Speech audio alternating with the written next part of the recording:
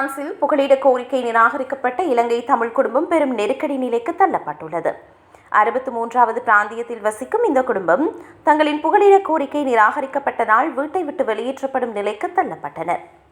கடும் குளிர்காலத்திலும் வெளியேற்றங்களுக்கு தடை விதிக்கப்பட்டுள்ள போதிலும் இந்த குடும்பத்தின் புகலிட விண்ணப்பம் மறுக்கப்பட்ட காரணத்தால் இவர்கள் சில நாட்களில் வீடற்றவர்களாக மாறும் அபாயம் ஏற்பட்டுள்ளது.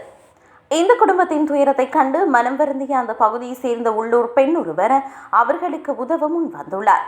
தொண்டு நிறுவனங்கள் மற்றும் அவசர தங்குமிடங்கள் அனைத்தும் ஏற்கனவே நிரம்பிவிட்ட நிலையில் அவர் ஒரு தனித்துவமான முயற்சியை மேற்கொண்டுள்ளார்.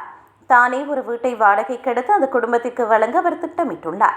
அந்த பெண் தனது பெயரிலேயே வீட்டை வாடகைக்கு எடுக்கவும் அதற்கான வாடகை தானே செலுத்தவும் முடிவு செய்துள்ளார். அவருக்கு ஆதரவாக பணியாளராகவும் இருக்க அவரது சகோதரியும் இணக்கம் வெளியிட்டார்.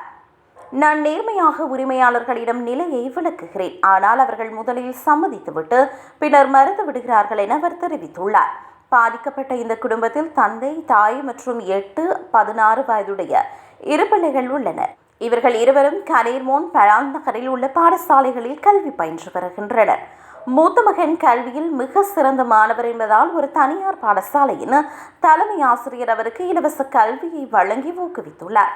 நெருக்கடிக்கு முகம் கொடுத்துள்ள இந்த குடும்பத்திற்கு உதவ வீட்டு உரிமையாளர்கள் முன்வருமாறு அவர் வேண்டுகோள் விடுத்துள்ளார்.